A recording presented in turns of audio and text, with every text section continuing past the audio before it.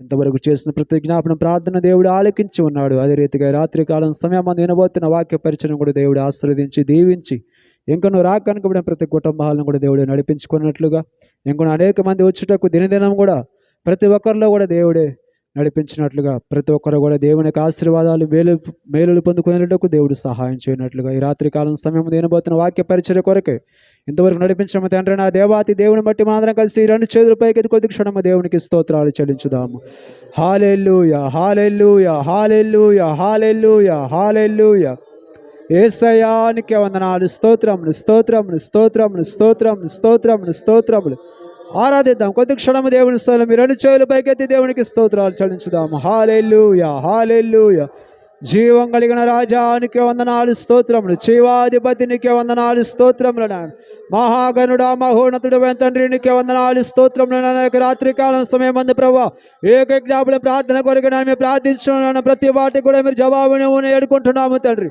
ప్రతి వాటికి కూడా మీరు జవాబుని ఇవ్వబోతున్న విధానాన్ని బట్టి నీకే వందనాలు, స్తోత్రాలు చెల్లిస్తున్నాం. రాత్రి కాలం సమయం ఉంది ప్రభా, నీ దాసులు ప్రభా నిలబడి ప్రభా కొద్ది క్షణం ప్రభా నీకు వాక్యం బోధిస్తున్న ప్రభా ప్రతి ఒక్కరు ప్రభా గ్రహించుకున్నటకు అర్థం చేసుకున్నటకు మీరు సహాయం చేయండి తండ్రి. ప్రతి ఒక్కరు ప్రభా శైలి ఎదుగుటకు మీరు సహాయం చేయమని వేడుకుంటున్నాం ప్రభా. నీకే వందనాలు, స్తోత్రాలు. మీరే దీవించి ఆశీర్వదించమని వేడుకుంటున్నాం ప్రభా. హల్లెలూయా, స్తోత్రములు, స్తోత్రములు. ప్రార్థన చేసుకుందాము. పరిశుద్ధుడా, జీవాధిపతినికి వందనాలు, స్తోత్రములు తండ్రి. ఉదయకాలం నుంచి ప్రభా సాయంకాలం వరకు మీరు తోడుగుండు తండ్రి. మంచిది ప్రియులారా, మరొకసారి ఈ సాయంత్రము మీ అందరికీ ప్రభువైన యేసుక్రీస్తు నామమున వందనములు చెల్లించుకుంటున్నాను. ఈ 5వ రోజు కూడి వచ్చిన దేవుని బిడ్డలైన మీ అందరికీ మరొకసారి వందనములు. దేవుడు మిమ్మలను మీ కుటుంబాలను ఆశీర్వదించాలని నేను మనస్ఫూర్తిగా కోరుకుంటున్నాను. ఎందుకంటే వర్షము పడినను కరెంటు లేకపోయినను మీరు మందిరానికి రాగలిగారు.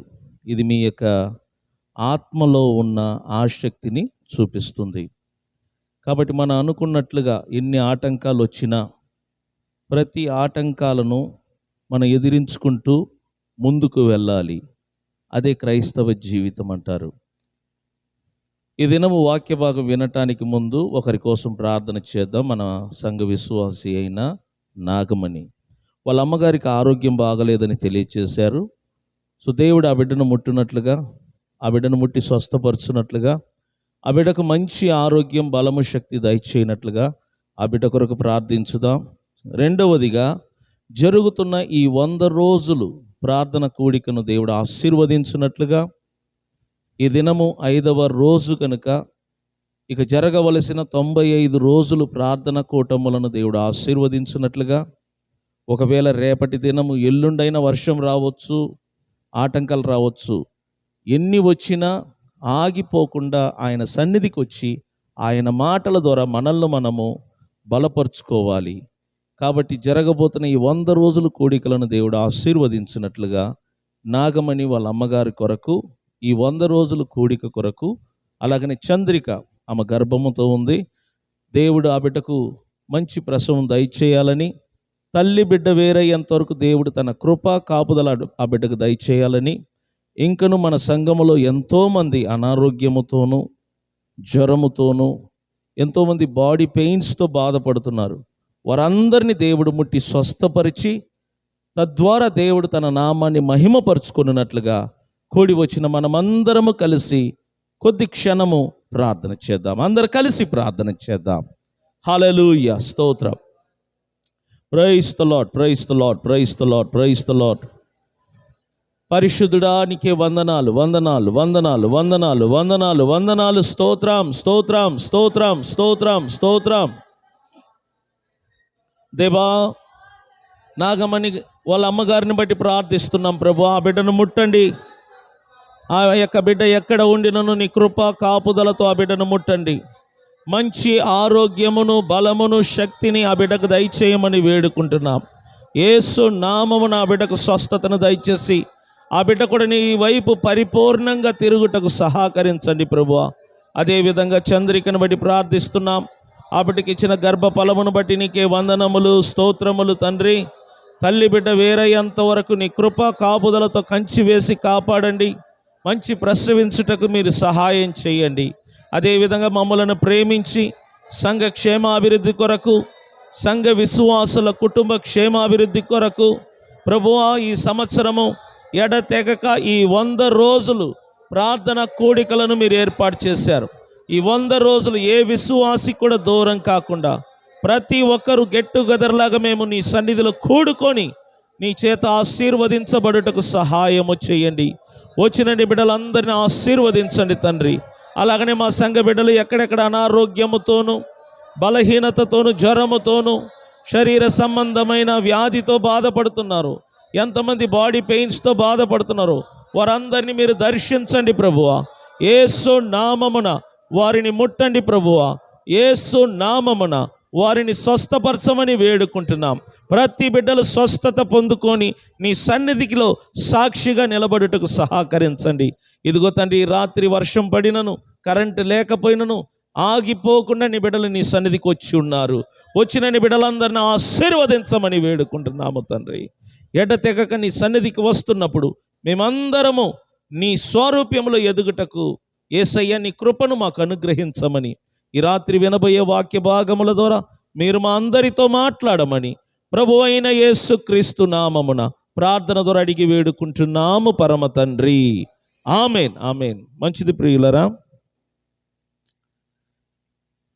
ఒక 2 రోజులుగా మన ఆత్మను గూర్చి వింటున్నాం. ఆత్మను గురించి తెలుసుకోవటానికి ఎన్నో విషయాలు ఉన్నాయి. మీకు ఒక విషయం చెప్తున్నాను, వినండి. ఈ రాత్రి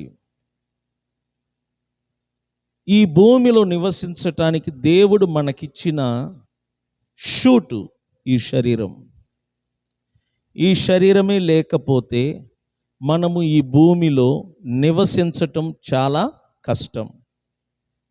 కాబట్టి దేవుడు మనకు ఈ శరీరాన్ని అనుగ్రహించాడు. ఎందుకు అంటే ఈ లోకముతో మనము సహవాసము చేయటానికి, ఈ లోకములో ఉన్న వాటిని మనము అనుభవించటానికి. అందుకే దేవుడు ఈ శరీరానికి 5 జ్ఞానేంద్రియములను అనుగ్రహించాడు. ఆ 5 జ్ఞానేంద్రియముల ద్వారా మనము ఈ లోకములో ఉన్న వాటన్నిటినీ అనుభవించగలుగుతున్నాం. దేవుడే ఈ శరీరం ఇవ్వకపోతే మన అంతరంగ ఆత్మ ఈ భూమిలో నివసించటం అతి కష్టం. చూడండి, దేవుడు మనకి ఏది చేసినా మనకు మేలే చేశాడు తప్ప కీడు మాత్రము చెయ్యలేదు. మీరు చూడండి, ఈ శరీరంలో ఒక్క అవయవం పాడైతే తిరిగి ఆ స్థానములో అదే అవయవాన్ని తెచ్చుకోవటం ఎంతో కష్టం. మీకు అవయవాలు విలువ తెలియాలంటే ఒకసారి మీరు హాస్పిటల్కి వెళితే, లేకపోతే మీ శరీరంలో ఏదైనా ఒక అవయవము పాడైన తర్వాత మీకు అర్థమవుతుంది దాని యొక్క విలువ ఏంటో. ప్రతిదీ ఖరీదైనది, ప్రతిదీ విలువైనది. ఈరోజు మన కంటికి లైట్లు కనబడుతున్నాయి, కలర్లు కనబడుతున్నాయి.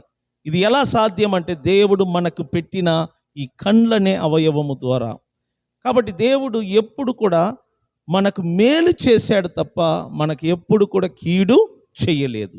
కానీ భౌతిక మరణము ద్వారా ఈ అమూల్యమైన శరీరము మట్టికి మట్టి అవుతుంది. కొంతమంది అయితే దీనిని కాల్చి బూడిద చేస్తున్నారు.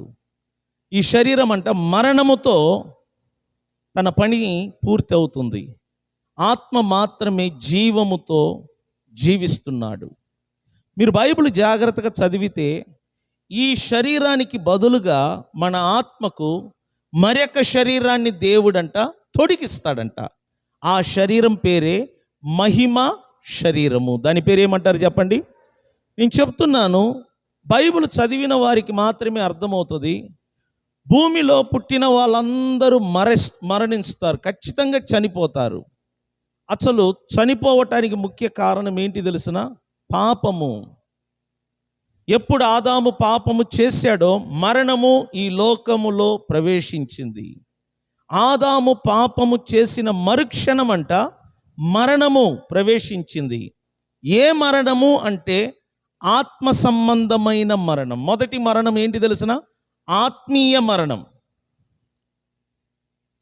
ఆదాము పాపము చేసిన వెంటనే తన ఆత్మలో చనిపోయాడు. తన ఆత్మలో పూర్తిగా చనిపోయాడు. దాని అర్థం ఏంటంటే ఆదాము యొక్క ఆత్మ దేవుని ఆత్మ నుండి వేరగుట. ఆదాము యొక్క ఆత్మ దేవుని ఆత్మ నుండి దూరమగుట. దానినే ఏమంటారంటే ఆత్మ సంబంధమైన మరణము. దేవుడు పరిశుద్ధుడు, పాపరహితుడు, పాపము లేనివాడు. ఆయన వెలుగై ఉన్నాడు, కానీ ఆయనలో ఏమాత్రము చీకటి లేదు. ఆ మాటకు అర్థం ఏంటంటే దేవునిలో వెలుగు మాత్రమే ఉంటుంది తప్ప చీకటి ఉండదు. దేవుడు అనగానే పరిశుద్ధుడు, దేవుడు అనగానే వెలుగు. ఆయనలో పాపము కానీ చీకటి కానీ ఉండనే ఉండదు. దేవుడు మనిషిని పరిశుద్ధుడిగా సృజించాడు, కానీ దేవుని మాటకు లోబడకపోవటం వలన మానవుడు అపవిత్రముగాను ఒక పాపిగాను మారిపోయాడు. తన ఆత్మ పాపాత్ముడుగా మారిపోయినది. మానవుని యొక్క మనస్సు చెడిపోయినది. మానవుని యొక్క శరీరము అపవిత్రంగా మారిపోయినది. కాబట్టి ఒక అపవిత్రుడు పరిశుద్ధుడైన దేవునితో సహవాసము చెయ్యలేడు. సో మానవుని ఆత్మ కంప్లీట్గా పాపములో నిండిపోయి దేవుని ఆత్మ నుండి దూరమైనది. అది మొదటి మరణము. దానినే స్పిరిచువల్ డెత్ అంటారు, తెలుగులో ఆత్మీయ మరణం అంటారు. ఎప్పుడు మానవుడు ఆత్మీయంగా మరణించాడో ఆ మరణము ప్రభావమే ఈ శరీరము డ్యామేజ్ అయినది. అంతకుముందు ఈ శరీరానికి మరణము లేదు. ఈ శరీరం అంటే ఆరోగ్యంగా ఉంటుందట. దేవుడు శరీరాన్ని ఆరోగ్యవంతమైన ఒక శరీరముగాను సృజించాడు.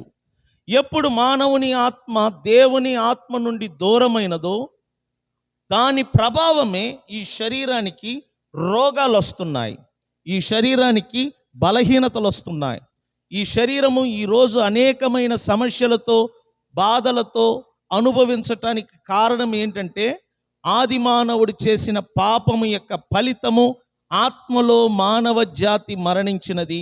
ఆ ఆత్మీయ మరణము యొక్క ప్రభావము వలన ఈరోజు ఈ శరీరములో హిత్సలు, శరీర కార్యాలు, దేవునికి ఇష్టము లేని కార్యాలు, దేవునికి ఇష్టము లేని శోధనలు, దేవునికి ఇష్టము లేని వాటిని చేసే వాటిలో ఈ శరీరం అంట ముందడుగు ఉంటుందంట.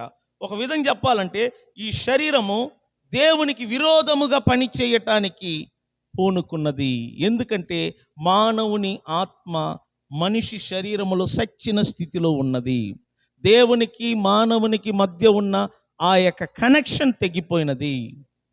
దేవునికి మానవునికి మధ్య ఉన్న ఆ సహవాసము తెగిపోయినది. దేవుడు అందుకే ఆదామా ఆదామా అని వచ్చి పిలిచినప్పుడు ఆదాము దాముకున్నాడు, కానీ దేవుడు మాత్రం ఆదామును వెతుకుతూ ఉన్నాడు. ఎందుకు వెతుకుతూ ఉన్నాడు? ఇన్ని రోజులు వెతకలేదు. పండు తిన్న తర్వాత ఎందుకు దేవుడు వెతుకుతున్నాడు? ఎందుకంటే ఆదాము దేవుని ముందు రాలేకపోతున్నాడు. ఆదాము దేవుని ముందు నిలబడే అర్హతను పోగొట్టుకున్నాడు. ఆదాము యొక్క మనస్సాక్షి పాడైపోయినది. ఆదాము యొక్క మనస్సాక్షిలో తాను తప్పు చేశాడన్న ఒక గిల్టీ ఫీలింగ్ వచ్చింది. అందుచేతనే ఆదాము కానీ అవ్వమ్మ కానీ దేవుని ముందు ధైర్యంగా రాలేకపోయాడు. అంతకుముందు దేవుడు రాగానే పరుగులెత్తేవారు, దేవునితో మాట్లాడేవారు, దేవునితో సహవాసములో ఉండేవారు. తినవద్దు అన్న పండును తిన్న తర్వాత భార్యాభర్తల మధ్య ఎడబాటు, భార్యాభర్తలు ఇద్దరు కూడా దేవుని సన్నిధికి రాలేక భయపడుతూ ఉన్నారు. కారణం ఏంటంటే గిల్టీ ఫీలింగ్. ఇక్కడ కరప్షన్ ఏర్పడ్డది, ఇక్కడ మార్పు వచ్చినది. మార్పు మొట్టమొదటిగా లోపల ప్రారంభమైనది. అందుకే దేవుడు లోపల నుండి బాగు చేసుకుంటూ వస్తున్నాడు. స్తోత్రం చెప్దామా? అంటే ఆత్మ చనిపోయినది, తిరిగి చనిపోయిన ఆత్మను బ్రతికించటానికే దేవుడు తన కుమారుడైన క్రీస్తును లోకములోనికి పంపాడు. క్రీస్తు ఈ లోకములో 33.5 సంవత్సరం జీవించి మానవుల పాపముల కొరకు శిలువ మీద చనిపోయి ఆయన సమాధి చేయబడి 3వ రోజు తిరిగి లేచేటప్పుడు జీవమిచ్చు ఆత్మగా లేచాడని బైబిల్ చెప్తుంది. లైఫ్ గివింగ్ స్పిరిట్ అంటారు. అంటే జీవమిచ్చు ఆత్మ. మానవుడు ఆత్మలో జీవాన్ని పోగొట్టుకున్నాడు. మనిషి యొక్క ఆత్మలో జీవము లేదు. కాబట్టి యేసు ప్రభు చనిపోయి తిరిగి లేచేటప్పుడు జీవమిచ్చు ఆత్మగా లేచాడు. ఆ లేచిన తర్వాత తన పరిశుద్ధ ఆత్మ ద్వారా ఈ భూమిలో ఉన్న ప్రతి మనిషి యొక్క ఆత్మను వెలిగిస్తూ ఉన్నాడు. నా ఆత్మ దీపముతో సమానం. ఆత్మను మనము ఆర్పకూడదు. పౌలు అంటాడు, 1 తెస్సలోనికలు రాసిన పత్రిక 5వ అధ్యాయం 17వ వాక్యం చూస్తే, ఆత్మను ఆర్పకుడి. నీ ఆత్మ ఒక దీపం వంటిది, అది ఆరిపోకుండా నువ్వు జాగ్రత్తగా కాపాడుకోవాలి. దేవుడు ఒకసారి తన కుమారుని ద్వారా వెలిగించాడు నీ ఆత్మను. వెలిగించబడిన నీ ఆత్మ ఆరిపోకూడదు. నీ ఆత్మను దినదినము వెలిగిస్తూ ఉండాలి, దీపాన్ని వెలిగిస్తూ ఉండాలి. ఒకసారి రాజైన హిజ్కియా దగ్గరకు ప్రవక్త అయిన యెషయా వచ్చి ఒక మాట చెప్పాడు, నువ్వు చనిపోబోతున్నావు గనుక నీ ఇంటిని చక్కబెట్టుకో అన్నాడు. నీ ఇంటిని చక్కబెట్టుకో అన్నాడు. యేసు ప్రభు ఒక మాట చెప్పాడు, దీపం ఉండగా మన ఇంటిని మనం ఏం చెయ్యాలంట. ఆ మాటకు అర్థం ఏంటి తెలుసునా? నీ ఆత్మ వెలుగుతూ ఉండగా నీ జీవితాన్ని నువ్వు చక్కబెట్టుకోవాలి. అర్థమైందా? నీ ఇంటిని చక్కబెట్టుకోవటం అంటే నీ జీవితాన్ని నువ్వేం చెయ్యాలా? చక్కబెట్టుకోవాలి. ప్రవక్త అయిన యెషయా ఏమన్నాడు? నీ ఇంటిని చక్కబెట్టుకో అన్నాడు. నువ్వు చనిపోబోతున్నావు, నీ ఇంటిని చక్కబెట్టుకో అంటే నువ్వు చనిపోయే లోపు నీ ఇంటిని నువ్వు సరి చేసుకో అంటున్నాడు. యేసు ప్రభు ఏమన్నారు? దీపం ఉండగానే మనం ఏం చేయాలంట? ఇంటిని చక్కబెట్టుకోవాలి. అట్లాగనే నీ ఆత్మ క్రీస్తు ప్రేమ చేత, క్రీస్తు యొక్క జీవము చేత వెలిగించబడ్డది. నీ ఆత్మ ఇప్పుడు వెలుగుతూ ఉన్నది. వెలుగుతూ ఉన్న నీ ఆత్మను బట్టి నీ జీవితాన్ని నువ్వు చక్కదిద్దుకోవాలి. దీపం ఎందుకు ఉపయోగపడుతుంది? చీకటిలో ఏమున్నదో చూడటానికి దీపమంట ప్రయోజనకరంగా ఉంటుంది. కాబట్టి చీకటిలో కొన్ని కంటికి కనబడని మరుగైన వస్తువులు ఉంటాయి. వాటిని నువ్వేం చేయాలి? దీపములో ఉన్న వెలుగు ద్వారా వాటిని కనుగొని మంచి వాటిని తీసుకొని చెడు వాటిని ఏం చేయాలి? మనం తీసివేయాలి. అలాగనే వెలిగించబడిన నీ ఆత్మ సహాయముతో నీ జీవితములో ఉన్న చెడును నువ్వు విడిచిపెట్టు. ప్రతి మనిషిలో చెడు ఉంటుంది. నేను పదే పదే చెప్తుంటాను, ఒక్కొక్క వ్యక్తిలో ఒక్కొక్క చెడు ఉంటుంది. చెడు లేదు అంటే వాడు అబద్ధికుడు, పాపము లేదు అంటే వాడు అబద్ధికుడు. ఏదో ఒక చెడు, ఏదో ఒక పాపం మనిషిలో ఉంటుందంట. అది నువ్వే కనిపెట్టాలి. నీ ఆత్మ వెలుగుతున్నప్పుడే నీ జీవితాన్ని నువ్వు సరిదిద్దుకోవాలి. నీ ఆత్మ వెలుగుతున్నప్పుడే నీ వ్యక్తిగత ప్రవర్తనను నువ్వు సరిదిద్దుకోవాలి. నీ ఆత్మ వెలుగుతున్నప్పుడే ఆ వెలుగు సహాయముతో నీ జీవితంలో ఉన్న చెడును విడిచిపెట్టడానికి నువ్వు ప్రయత్నం చేయాలి. ఎందుకు చెప్తున్నానంటే, చెడు ఒక చెదలు పురుగు లాంటిది. ఎంతటి ఇంటినైనా చెదలు పాడు చేస్తుందంట. అట్లాగనే నీ జీవితాన్ని ఈ చెడు ఎప్పటికైనా పాడు చేస్తూ ఉంటుంది. చెడు ఉన్నంత వరకు దేవుడు మనల్ని ఆశీర్వదించడు. చెడు ఉన్నంత వరకు దేవుడు మన పిల్లలను ఆశీర్వదించడు.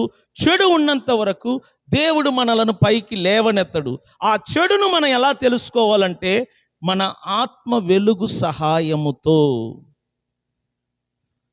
యేసు ప్రభులోనికి రాకముందు మన ఆత్మ ఆరిపోయిన దీపముగా ఉన్నది. కాబట్టి మనము చీకటిలో ఉన్న వారితో సమానము. చీకటిలో ఉన్నవానికి ఎటువైపు వెళ్తున్నాడో వాడికి తెలియదంట. చీకటిలో ఉన్నవానికి మంచి చెడు ఈ రెండిటికి మధ్య వ్యత్యాసం తెలియదంట. చీకటిలో ఉన్నవాడికి అన్ని మంచిగా కనబడుతూ ఉంటాయి. అది చెడైనా సరే, అది మంచి అయినా సరే. చీకటిలో ఉన్నవాడికి రాళ్ళు రెప్పలు కనబడదు, అందువలన వాడు తట్టుకొని పడతాడు.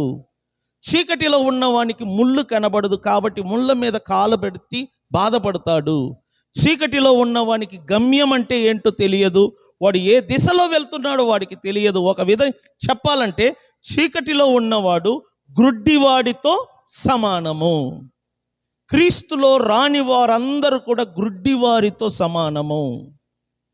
ఈ ప్రపంచమంతా వారికి చీకటిమయముగా కనబడుతుంది. ఈ ప్రపంచంలో ఉన్న ప్రతిదీ కూడా వారికి చీకటిగా కనబడుతుంది. మీరు చూడండి, గుడ్డి వారికి కంటికంట సూర్యుడు కూడా ఎలా కనబడతాడంట? చీకటిగానే కనబడదు. అంత పెద్ద సూర్యుడు గుడ్డివాణి కంటికి కూడా ఒక చీకటిగా నలుపుగా కనబడుతుందంట. ఎంత ఆశ్చర్యం! దీనిని బట్టి అర్థం చేసుకో, గుడ్డితనము ఎంత పవర్ఫుల్లో, గుడ్డితనము ఎంత శక్తివంతమైనదో మీరు అర్థం చేసుకోండి. అదేవిధంగా క్రీస్తులో రాని వారి యొక్క జీవితం కూడా అలాగనే ఉంటుంది. ప్రతీదీ వారి కంటికి సమానంగా కనబడుతుంది. ప్రతిదీ వారి కంటికి చెడుగా కనబడుతుంది. మంచికి చెడుకు వ్యత్యాసం తెలియదు. కానీ నువ్వు ఎప్పుడు యేసులోనికి వచ్చావో ఆరిపోయిన నీ ఆత్మను యేసు ప్రభు తన పరిశుద్ధాత్మ ద్వారా వెలిగించాడు. దీనిని బట్టి అర్థం చేసుకో, ఇప్పుడు మీ ఆత్మ ఏ స్థితిలో ఉందంటే వెలిగించబడిన దీపముగా ఉన్నది. మీ అందరి ఆత్మ వెలిగించబడి ఉన్నది. మీ ఆత్మ లోపల వెలుగుతూ ఉంటుంది. మీరు ఎప్పుడైనా అర్థం చేసుకోండి, దీపము వెలుగుతూ ఉండాలంటే దానికి నూనె పోస్తూ ఉండాలి. ప్రత్యక్ష గుడారములో ఒక దీపం ఉంటుందంట, పరిశుద్ధ స్థలములో. యాజకుడు పని ఏంటంటే ఉదయము సాయంత్రము ఆ దీపము ఆరిపోకుండానట్లుగా నూనె పోస్తూ ఉండాల. ఆ నూనె సహాయముతో ఆ దీపం వెలుగుతూ ఉంటుందంట. ఆ దీపములో నుండి వచ్చే ఆ వెలుతురు ప్రకాశం అంట ఆ పరిశుద్ధ స్థలం అంతటా ప్రకాశిస్తూ ఉంటుందంట. అదేవిధంగా ఒక్కసారి యేసు ప్రభు నీ ఆత్మను వెలిగించాడు. ఎప్పుడంటే మీరు రక్షణ పొందిన ఆ క్షణము నుండి, మీరు ఎప్పుడు యేసు ప్రభును నమ్మి ఆయనలో అడుగు పెట్టారో ఆ దినము నుండి మీ ఆత్మ రక్షించబడ్డది. మీ ఆత్మ వెలిగించబడి ఉన్నది. మీ ఆత్మ ఆరిపోకుండా ఒక విశ్వాసిగా మీరు జాగ్రత్తగా మీ దీపమును మీరు వెలిగిస్తూ ఉండాలి. ఎప్పటి వరకు? క్రీస్తు రాకడ వచ్చేంత వరకు మీ అంతరంగ ఆత్మ అనే దీపము ఎలా ఉండాలంట? ఆరిపోకుండా అది వెలుగుతూ ఉండాలి. మరి దీపము వెలుగుతూ ఉండాలంటే మనం ఏం చేయాలా? ఉదయము సాయంత్రము ప్రత్యక్ష గుడారములో యాజకులు ఆ దీపము ఆరిపోకుండానట్లుగా నూనె పోస్తూ ఉంటారంట. అదేవిధంగా పరిశుద్ధాత్మ దేవుడు నూనెకు సాదృశ్యము.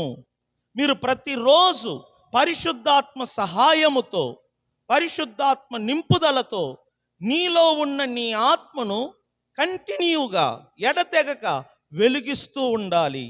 ఆ వెలుతురులో మీరు నడవాలి. నీ ఆత్మ వెలుతురులో మీరు నడవాలి. దేవుడు ఎందుకు నీకు ఆత్మనిచ్చాడు తెలిసిన? తన ఆత్మ ద్వారా నీ ఆత్మను వెలిగించి నీ ఆత్మ వెలుగు సహాయముతో ఈ భూమిలో మీరు నడవాలి. మీరు ఎవరిని సలహా అడగాల్సిన పని లేదు. దేవుడే తన ఆత్మ ద్వారా నిన్ను వెలిగిస్తూ నిన్ను నడిపిస్తూ ఉంటాడు. దేవుడు నీ ఆత్మతో మాట్లాడతాడు. దేవుడు నీ ఆత్మతో సహవాసం చేస్తూ ఉంటాడు. దేవుడు నీ ఆత్మకు దగ్గరగా ఉంటాడు. దేవుడు నీ ఆత్మలో నివసిస్తూ ఉంటాడు. అందుకే ఆత్మను గురించి ఎక్కువగా తెలుసుకోవాలి అంటున్నాను. ఎందుకంటే దేవుడు ఎక్కడ నివసిస్తున్నాడంటే నా ఆత్మలో. నా ఆత్మ నా శరీరములో నివసిస్తుంది, కానీ దేవుని ఆత్మ వచ్చి నా ఆత్మలోనికి వచ్చి ఏం చేస్తాడంట? నివసిస్తూ నా ఆత్మ ద్వారా నన్ను ఈ ప్రపంచంలో ఏం చేస్తాడంట?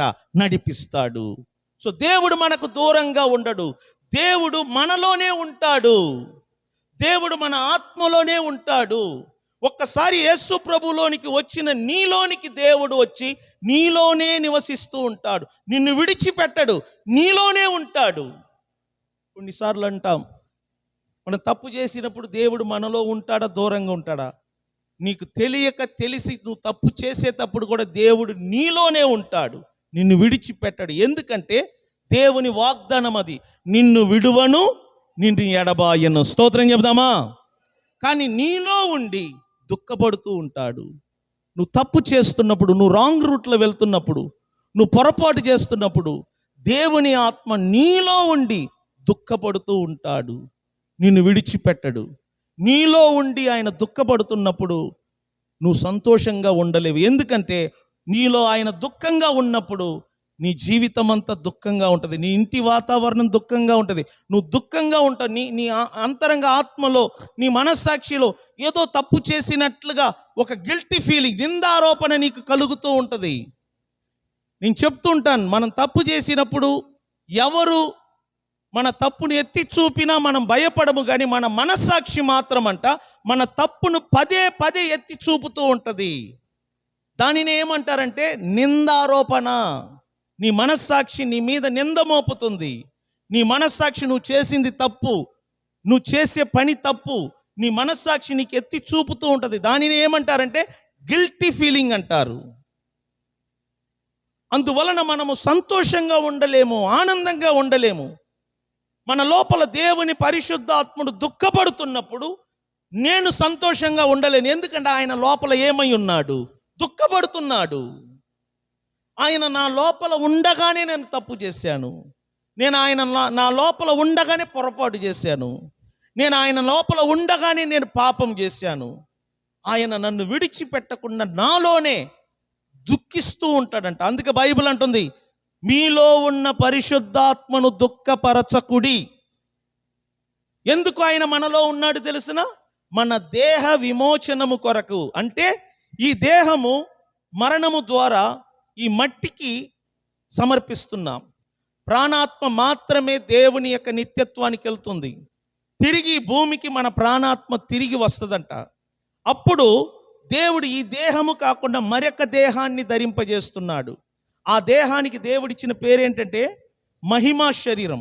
రోగము లేదు ఆ దేహానికి, మరణము రాదు ఆ దేహానికి, బలహీనతలు రావు ఆ దేహానికి, ఇచ్చలు కోరికలు. ఈ శరీరానికి దేవుడు ఇవ్వబోయే మరొక మహిమ శరీరానికి రెండిటికి తేడా ఉంటుంది. దీనికి ఎప్పుడు కూడా కోరికలు ఉంటాయి, కానీ దేవుడు ఇవ్వబోయే ఆ నూతనమైన శరీరానికి ఏముండదంట? కోరికలు ఉండదు, ఇచ్చలు ఉండదు. దానికి అది ఎప్పుడు పరిశుద్ధంగా ఉంటుంది, దేవునికి అనుకూలంగా ఉంటుంది, దేవునికి లోబడుతూ ఉంటుంది, దేవునికి ఇష్టపూర్వకంగా నడవటానికి మహిమా శరీరం పని చేస్తూ ఉంటుందంట. ఈ శరీరం అలా కాదు, ప్రతి క్షణం దేవునికి వ్యతిరేకంగా పని చేస్తూ ఉంటుంది. దీనిలో కోరికలు ఉన్నాయి, దీనిలో ఇచ్చలు ఉన్నాయి, దీనిలో వాంఛలు ఉన్నాయి. వయస్సు పెరిగిన శరీర కోరికలు చావదు. మరణించేంత వరకు ఈ శరీరములో కోరికలు ఉంటూ ఉంటాయి. మరణముతోనే దాని కోరికలు చనిపోతూ ఉంటాయి. అందుకని ఈ శరీరానికి బదులుగా మరొక శరీరాన్ని దేవుడు ఆయన బిడ్డలకు ఇస్తాడంట. అది ఎవరికి ఇస్తాడంటే ఎవరి ఆత్మలో పరిశుద్ధాత్మ దేవుడు నివసిస్తాడో, ఎవరి ఆత్మలో పరిశుద్ధాత్మ దేవుడు దుఃఖపడకుండా నివసిస్తాడో, ఎవరి ఆత్మలో పరిశుద్ధాత్మ దేవుని సన్నిధితో నింపబడి ఉంటుందో వారికి దేవుడు తిరిగి మహిమా శరీరాన్ని ఇవ్వబోతున్నాడు. ఇప్పుడు దీన్ని బట్టి అర్థం చేసుకోండి, ప్రభులోనికి రాని వారి పరిస్థితి ఏంటి? ప్రభులో రాని వారి పరిస్థితి యొక్క ఆత్మ ఎలా ఉంటుందంట? ఆరిపోయిన దీపము వంటిది. వారి ఆత్మలో జీవము లేదు. ప్రతి మనిషి ప్రభు అయిన యేసుక్రీస్తునందు విశ్వాసము ఉంచాలి. ఎవరెవరు విశ్వాసము ఉంచకుండా చనిపోతారో వారి యొక్క ఆత్మలో జీవము లేని వారై చనిపోతారు గనుక వారి ఆత్మ, వారి ప్రాణమంట పాతాళ లోకానికి వెళ్ళి అక్కడ శిక్ష అనుభవిస్తుందంట. వారి ప్రాణాత్మ పాతాళ లోకానికి వెళ్ళగానే వారికి అర్థమైపోతుంది ఎవరు ప్రభు అయిన యేసు అనేది. నిజమైన దేవుడు ఎవరు పాతాళ లోకములో అడుగు పెట్టగానే వారికి అర్థమైపోతుంది. అందుకే నేను చెప్తున్నాను, మీరు ప్రభునందు విశ్వాసం ఉంచండి, రక్షణ పొందండి. మీరెప్పుడు రక్షించబడ్డారో మీ ఆత్మ వెలిగించబడిన ఒక దీపము వలె ఉంది. వెలిగించబడిన ఆ దీపం ఆరిపోకుండునట్లు నువ్వు జాగ్రత్త పడాలి. ప్రతి యాజకుడు ప్రత్యక్ష గుడారములో ఉన్న అతి పరిశుద్ధ స్థలములో ఉన్న ఆ దీప స్తంభం ఆరిపోకుండా వారు పని చేయాల. వారు చేయవలసిన మొదటి పని ఏంటంటే దీపం ఆరిపోకూడదు. అందుకోసం యాజకులు ఉదయము సాయంత్రం వెళ్ళి ఆ దీపానికి నూనె పోస్తూ ఉంటారు. అదేవిధంగా నీ ఆత్మ ఆరిపోకుండునట్లు, నీ ఆత్మ ఆరిపోకుండునట్లు నీ ఆత్మను పరిశుద్ధాత్మ సహాయముతో వెలిగిస్తూ ఉండు. పరిశుద్ధాత్మతో నింపబడుతూ ఉంటూ నీకు తెలిసిపోతుంది నీ ఆత్మ ఎప్పుడు డిమ్ అవుతూ ఉంటుందో. అంటే దీపములో నూనె తగ్గే కొలది దాని వెలుతురు ఏమవుతుందంట, డల్లుగా కనబడుతూ ఉంటుంది. మీరు చూడండి, దీపములో ఉన్న నూనె అయిపోయే కొలది వెలుగుతున్న ఆ వెలుతురు అంట, ప్రకాశం అంట రాను రాను ఏమవుతుందంట, తగ్గుతూ ఉంటుంది. మీరు చూడు, ఆ ప్రకాశము ఫుల్గా ఉన్నప్పుడు అన్ని వస్తువులు క్లియర్గా కనబడతాయి. ఎప్పుడు ఆ ప్రకాశము తగ్గుతూ ఉంటుందో అన్ని వస్తువులు కూడా మన కంటికి డల్గా కనబడుతూ ఉంటుంది. అట్లాగనే నీ లోపల నీ ఆలోచన విధానాలు డల్గా ఉంటుంది, ఒక్కొక్కసారి బద్ధకంగా ఉంటుంది, ఒక్కొక్కసారి ఏం చెయ్యాలనిపిది, ఒక్కొక్కసారి ప్రార్థన చెయ్యబుద్ధి కాదు, బైబిల్ చదవబుద్ధి కాదు, ప్రార్థనకు రాబుద్ధి కాదు. దాని అర్థం ఏంటి తెలిసినా, మీ ఆత్మ లోపల ఏమవుతుందంట, దగ్గర పడుతుంది, నూనె దగ్గర పడుతుంది, వెలుతురు దగ్గర పడుతుంది. అందుకే నువ్వు డల్లుగా కనబడుతూ ఉంటావు. నీ స్థితిగతులను బట్టి నీ అంతరంగ ఆత్మ స్థితి ఎలా ఉన్నదో నువ్వు ఈజీగా తెలుసుకోవచ్చు. నేను మరలా చెప్తున్నాను, ఫస్ట్ దేవుడు మార్పు ఎక్కడ తీసుకొని వస్తున్నాడంటే మన ఆత్మలో. కొన్ని సంవత్సరాల క్రితం నేను అక్కడ ఒంటరిగా కూర్చొని ప్రార్థనలో ఉన్నా. 40 రోజులు ఉపవాస ప్రార్థనలు జరుగుతున్నాయి. అప్పుడు దైవజనులు ఉన్నారు. నేను ఒంటరిగా కూర్చొని బైబిల్ పెట్టుకొని ప్రార్థిస్తున్నప్పుడు దేవుని ఆత్మ నాకు ఒక ప్రత్యక్షతను ఇచ్చాడు. ఎప్పుడు ఆ ప్రత్యక్షత నాకు కలిగిద్దో అప్పటి నుంచి నాలో మార్పు నేను చూడటం గమనించాను. ఏమిటి ఆ ప్రత్యక్షత అంటే, దేవుడు ఫస్ట్ మార్పు ఎక్కడ తీసుకొని వస్తున్నాడంట, మన అంతరంగ ఆత్మలో. ఫస్ట్ దేవుడు నా ఆత్మలో మార్పును తీసుకొస్తున్నాడు. ఫస్ట్ దేవుడు నా ఆత్మను ఉజ్జీవింపజేస్తున్నాడు, నా ఆత్మను బ్రతికిస్తున్నాడు, నా ఆత్మను పరిశుద్ధపరుస్తున్నాడు, నా ఆత్మను నీతిమంతుడిగా తీరుస్తున్నాడు, నా ఆత్మను మహిమ నుండి మహిమలోనికి ఆయన తీర్చిదిద్దుతున్నాడు. మార్పు బయట నుంచి రాదు. ఎప్పుడైనా అర్థం చేసుకోండి, మార్పు బయట నుంచి రాదంట, మార్పు లోపల నుండి బయట ప్రభావితం చేస్తుందంట. నా మాట అర్థమవుతుందా మీకు? ఒక దీపాన్ని మీరు గమనిస్తూ ఉండండి. దీపము అది వెలుగుతున్నప్పుడు దాని ప్రకాశం అంతా బయట కనబడుతూ ఉంటుంది.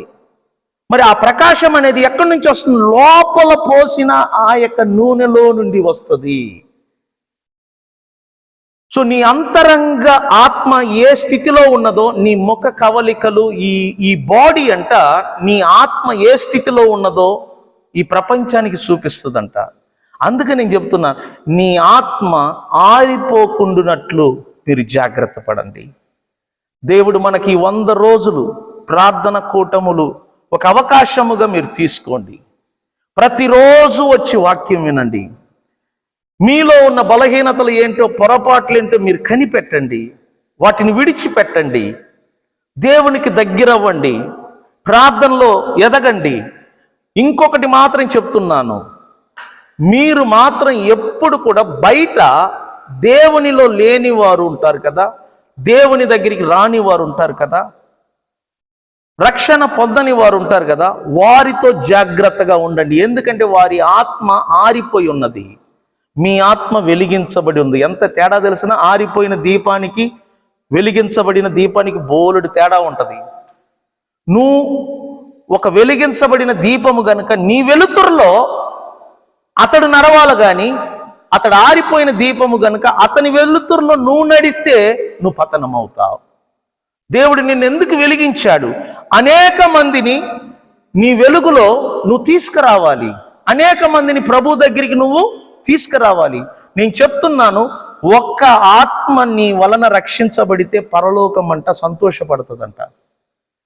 నువ్వు చనిపోయే లోపు నీ వలన ఒక పాపి ప్రభులోనికి రావాలి, నీ వలన ఒక స్త్రీ, నీ వలన ఒక పురుషుడు ప్రభులోనికి రావాలి. తద్వారా పరలోకములో గొప్ప ఆనందం ఏర్పడుతుందంట. కాబట్టి అర్థం చేసుకోండి, నీ ఆత్మ ఆరిపోకుండానట్లుగా మీరు జాగ్రత్త పడండి. దేవుడిచ్చిన ఈ ఆత్మను నిత్యము వెలిగేటట్లుగా ప్రయాసపడండి. అనుదినము ఆయన సన్నిధికి వచ్చి ఆయన మాటలు విని ఆయన మాటల ద్వారా నీ ఆత్మ ఆరిపోకుండాన్నట్లుగా జాగ్రత్త పడు. అది మాత్రమే కాదు, ఒక పాపిని మందిరానికి తీసుకురావటానికి ప్రయత్నం చేయి. ఎందుకంటే ఒక పాపి రక్షించబడితే పరలోకమందు మహానందం ఏర్పడుతుందంట.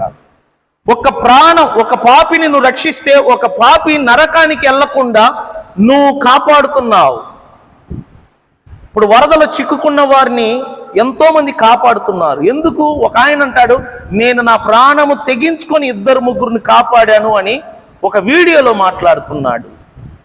ఆ విధంగా ప్రతి మనిషి నరకానికి వెళ్తున్న ఒక్కొక్క మనిషిని మీరు ప్రభు దగ్గరికి తీసుకురాగలిగితే ఎంత బాగుంటది. ఆలోచించు. నువ్వు రావటానికే ఇబ్బంది పడుతుంటే, నువ్వు రావటానికే కష్టపడుతుంటే రక్షణ పొందని వారిని మనం ఎలా తీసుకురాగలం? అందుకే నేను చెప్తున్నాను, మనం చనిపోయే లోపు మన వలన ఒక ఆత్మ ప్రభులోనికి తీసుకొని రావాలి. అప్పుడు మన ద్వారా ఎవరు ప్రభులోనికి వచ్చి రక్షించబడతారో వారి ప్రాణాత్మ అంట నరకానికి వెళ్లకుండా తప్పించబడతాదంట. అప్పుడు ఆ వ్యక్తి సాక్ష్యం చెప్తాడంట, ఇతనిని బట్టి నేను రక్షించబడ్డాను, ఇతనిని బట్టి నేను ప్రభులోనికి వచ్చాను. స్తోత్రం చెప్దామా? నేను మిమ్మల్ని వేడుకుంటున్నాను, నీ వలన ఒక ఆత్మ రక్షించబడాలి, నీ వలన ఒక వ్యక్తి రక్షించబడాలి, నీ వలన ఒక వ్యక్తి ప్రభులోనికి రావాలి. అందుకొరకు నువ్వు పని చెయ్యాలి. పరిశుద్ధాత్మ సహాయము చేయటానికి మనకు తోడుగా ఉన్నాడు, మనతో ఉన్నాడు, మనలో ఉన్నాడు. మనం మాట్లాడుతున్న ప్రతి మాటలను ఆయన అభిషేకిస్తాడు. మన ద్వారా ఆయన గొప్ప కార్యాలు చేస్తాడు. కాబట్టి దేవుని బిడ్డలారా, మీ తోబుట్టులు, మీ రక్త సంబంధులు, మీ భర్త అయి ఉండవచ్చు, నీ భార్య అయి ఉండవచ్చు, నీ కన్నబిడ్డలై ఉండవచ్చు, నీ ఇంటి పరిసర ప్రాంతంలో ఉండవచ్చు. ప్రభువుని ఎరగని వారు నరకానికి వెళ్ళే మార్గంలో ఉన్నారు. వారిని రక్షించేవారుగా మనం మారాలి. వారిని ప్రభులోనికి తీసుకొని వచ్చేవారుగా మనం మారాలి. అదే దేవుడు నీ యొద్ద నా యొద్ద కోరుతున్నాడు. అందుకే మన ఆత్మను ఆయన వెలిగింపచేశాడు. వెలిగించబడిన ఆత్మ ఆరిపోకుండాట్లుగా మనం జాగ్రత్త పడాలని తెలియచేస్తూ ఈ సమయాన్ని ముగిస్తున్నాను. లేచి నిలబడదాం. వినిన ఈ మాటలను ఒక్కసారి ప్రభు సన్నిధిలో జ్ఞాపకం చేసుకుందాం. హల్లెలూయా, స్తోత్రములు. Praise the Lord. హల్లెలూయా. ప్రతి ఒక్కరు చేతుల పైకెత్తి రాత్రి దేవుడు మనతో మాట్లాడిన ఈ మాటలను బట్టి స్తోత్రాలు చెల్లించుదాం. అందరం కలిసి స్తుతించండి. కొద్ది క్షణం ప్రార్థన చేసుకుందాం. పరిశుద్ధుడానికి వందనాలు, స్తోత్రం. ఈ 5వ రోజు రాత్రి ఈ కూడికను మీరు ఆశీర్వదించినందుకు స్తోత్రములు ప్రభువా. అమూల్యమైన మాటల ద్వారా మీరు మాతో మాట్లాడారు. వినిన నీ బిడ్డలందరూ కూడా ఈ మాటలను గ్రహించి ప్రతి ఒక్కరూ సువార్త పని చేయనట్లుగా వారిని అభిషేకించండి. తిరిగి వెళ్తున్నప్పుడు తోడుగా ఉండండి. ఈ రాత్రి మంచి నిద్రను దయచేయండి. వారు నిద్రిస్తుండగా వారి పడకల చుట్టూ, వారి గృహము చుట్టూ నీ కాపుదల దయచేయండి. రేపటి దినం నీ బిడ్డలు ఎక్కడికి ఏ పనికి వెళ్ళినా మీరు వారికి తోడుగా ఉండి నడిపించండి.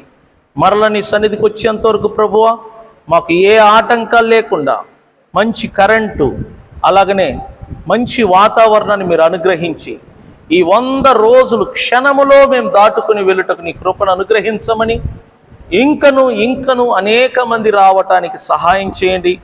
అనేక మంది యవనస్తులు రావటానికి సహాయం చేయండి. స్త్రీలు, పురుషులు, నీ బిడ్డలైన ప్రతి ఒక్కరు రావటానికి సహాయం చేయండి. నూతనమైన ఆత్మలు ఈ కోడికల ద్వారా రక్షణ పొందినట్లుగా నీ పరిశుద్ధాత్మ ద్వారా మీరు పని చేయమని, ఈ వాక్యములు వీడియోల ద్వారా ఎంతమంది ఇంటర్నెట్లో చూస్తున్నారో వారందరినీ పరిశుద్ధాత్మదేవ మీరు దర్శించండి. వీడియోలు చూస్తుండగానే వారి ఆత్మను మీరు ఆకర్షించి క్రీస్తు వైపు తిరుగుటకు సహకరించమని నజరేయుడైన యేసుక్రీస్తు నామమున ప్రార్థన ద్వారా అడిగి వేడుకుంటున్నాము పరమ తండ్రి. ఆమేన్. యేసు రక్తమే జయం, శిలువ రక్తమే జయం. ప్రభు అయిన యేసుక్రీస్తు నామమునకు మహిమ, ఘనత, ప్రభావములు కలుగును గాక. ఆమేన్, ఆమేన్, ఆమేన్, ఆమేన్.